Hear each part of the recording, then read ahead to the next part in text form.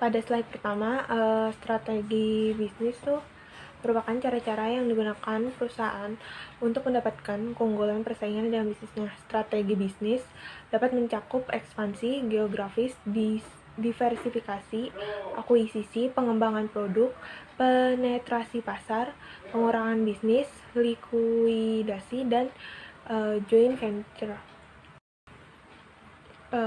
Lalu di slide kedua ada tingkatan strategi bisnis. Yang pertama tingkat korporasi, yang kedua tingkat multidivisi, yang ketiga tingkat fungsional. Selanjutnya ada manfaat manajemen strategi dalam e-bisnis. Yang pertama ada pemahaman yang lebih jelas atas visi strategis perusahaan. Ini memungkinkan perusahaan untuk memiliki pandangan yang lebih terarah dan mendalam terhadap tujuan jangka panjang mereka dalam konteks e-bisnis. Kedua, fokus yang lebih tajam terhadap apa yang secara strategis memang penting. Ini membantu dalam mengidentifikasi dan memprioritaskan elemen-elemen kritis yang berkontribusi pada keberhasilan perusahaan di ranah e-bisnis, sehingga sumber daya dapat dialokasikan dengan efektif. Yang ketiga, pemahaman yang lebih baik terhadap perubahan lingkungan perusahaan yang lebih cepat. Ini memungkinkan perusahaan untuk lebih responsif terhadap perubahan dalam lingkungan e-bisnis, seperti tren pasar dan teknologi, sehingga dapat mengambil langkah-langkah strategis dengan lebih cepat. Selanjutnya ada pendekatan strategi e-bisnis. Pendekatan yang pertama ada top-down analytical planning, sebuah metode analisis yang prosesnya pertama kali melihat gambaran besar, baru kemudian menganalisis rincian dari elemen-elemen yang lebih kecil, dengan terlebih dahulu menganalisa gambaran secara keseluruhan seperti tren, ekonomi makro, dan sebagainya. Permasalahan terbesar dari pendekatan ini adalah memisahkan perumusan strategi dengan implementasinya. Hal ini akan menimbulkan masalah-masalah seperti rencana strategis yang tidak pernah dijalankan, rencana strategis tanpa tujuan, serta rencana strategis tanpa umpan balik. Yang kedua, top-up technical planning. Strategi top-bottom up dapat menimbulkan masalah otoritas, di mana masing-masing manajer secara individual mendasarkan keputusan strategis mereka pada kebutuhan unit bisnisnya saja. Pendekatan ini menghambat perencanaan yang komprehensif dan integrasi sistem yang dibutuhkan untuk mengimplementasikan e-bisnis agar sukses. Sebagai contoh, pada tahun 1900-an, pada masa awal teknologi internet, bank-bank berupaya membangun web banking. Tetapi mereka kemudian mengalami kegagalan untuk mengintegrasikan saluran yang sudah ada ke dalam strategi web banking mereka. Banyak perusahaan besar pada saat itu memiliki perkembangan yang tidak memuaskan dari aplikasi-aplikasi yang dibangun untuk mendukung perdagangan elektronik yang dikembangkan dengan pendekatan bottom-up ini. Aplikasi-aplikasi ini dikembangkan tanpa memikirkan bagaimana mereka akan bekerja dengan seluruh infrastruktur layanan perusahaan yang sudah ada. Yang ketiga, continuous planning with feedback.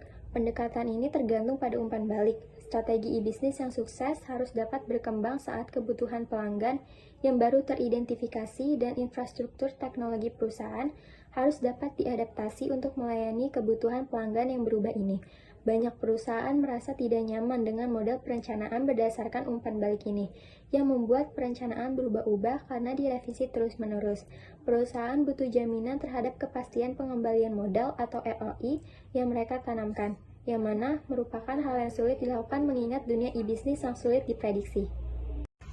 Oke, di sini saya mau menjelaskan tentang strategi memperkenalkan situs. Di sini ada terbagi menjadi dua, ada promosi online dan promosi offline. Di promosi online itu ada email optimizing, yang kedua ada putting on search engine atau URL, terus yang ketiga ada built-in impressive website, terus yang terakhir ada link comparison. Terus selanjutnya di promosi offline, yang pertama itu ada tabloid magazine, yang kedua ada jurnal, yang ketiga ada newspaper, yang keempat ada billboard. Oke, selanjutnya di sini ada contoh strategi e-bisnis.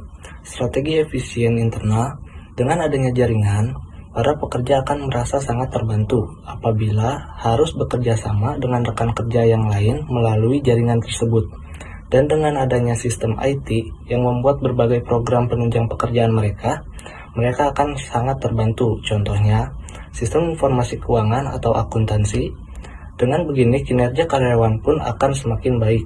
Ini semua dapat terwujud dengan adanya IT dalam dunia bisnis. Studi kasus.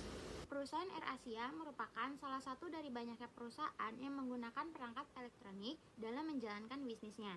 Dan di dalam perusahaan AirAsia, ia menggunakan CRM atau Customer Relationship Management yang terdapat fungsi web yang berintegrasi dengan sistem informasi CRM.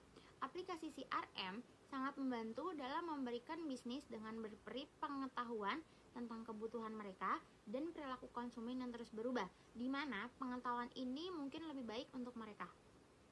Pertanyaan seputar formulasi strategi bisnis. Yang pertama, jelaskan pengertian strategi formulasi bisnis menurut MIT Press, Cambridge, MA. Yang kedua, jelaskan tingkatan fungsional dalam strategi bisnis. Yang ketiga, sebutkan pertimbangan dalam membuat strategi bisnis.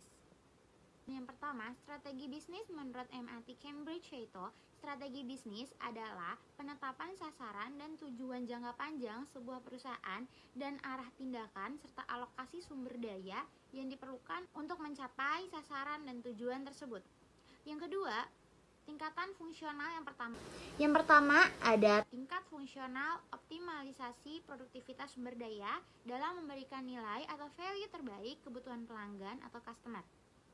Yang ketiga, pertama ada penyusunan rencana, yang kedua pengembangan pembangunan serta bertahap atau dinamis, yang ketiga perlu menetapkan prioritas implementasi, yang keempat pemilihan teknologi yang tepat, yang kelima penyiapan sumber daya, dan yang keenam pengembangan diserahkan pihak ketiga. Terima kasih sudah menyaksikan.